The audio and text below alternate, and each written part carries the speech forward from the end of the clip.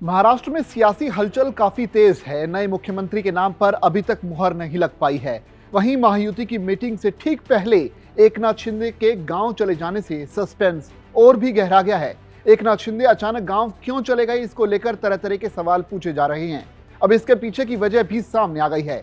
शिवसेना नेता संजय शिरसाट ने बताया है कि जब भी एकनाथ शिंदे को कोई बड़ा फैसला लेना होता है तो वो अपने गांव चले जाते हैं। उन्होंने कहा कि आज शाम तक शिंदे एक बड़ा फैसला लेने वाले हैं।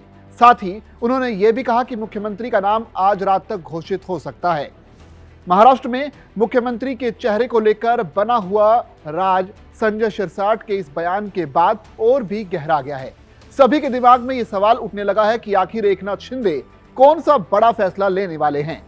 संजय शिरसाट ने कहा कि जब कभी शिंदे को लगता है कि उन्हें कुछ वक्त चाहिए, वो अपने गांव चले जाते हैं। शिवसेना नेता ने कहा कि महाराष्ट्र के मुख्यमंत्री के नाम की घोषणा आज देर रात तक हो सकती है। शिरसाट ने आगे कहा कि शपथ ग्रहण समारोह 2 दिसंबर को आयोजित होगा।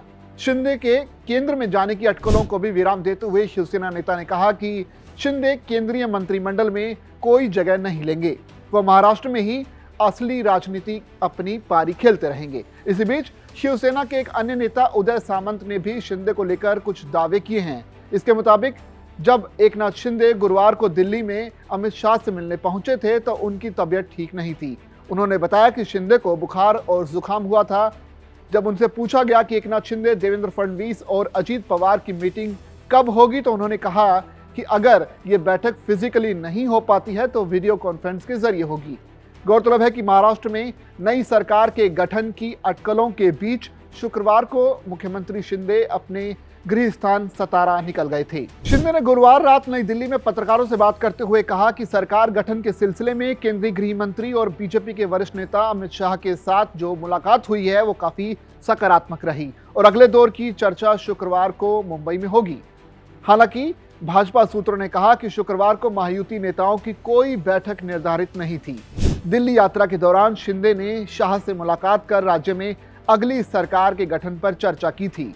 राज्य के निवर्तमान मंत्रिमंडल में शिंदे के सहयोगी देवेंद्र फडणवीस यानी भाजपा के और अजीत पवार एनसीपी ने भी शाह से मुलाकात की थी। शिवसेना नेता शिंदे कई बार कह चुके हैं कि वो सरकार गठन में बाधा नहीं बनेंगे और अगले मुख्यमंत्री के बारे में प्रधानमंत्री नरेंद्र मोदी और अमित शाह के फैसले का पालन करेंगे।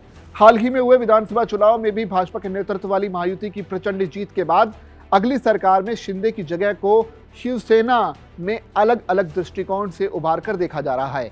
शिवसेना के कई नेता शिंदे से कह चुके हैं कि अगर भाजपा उन्हें उप मुख्यमंत्री पद की पेशकश करे तो वो स्वीकार कर लें।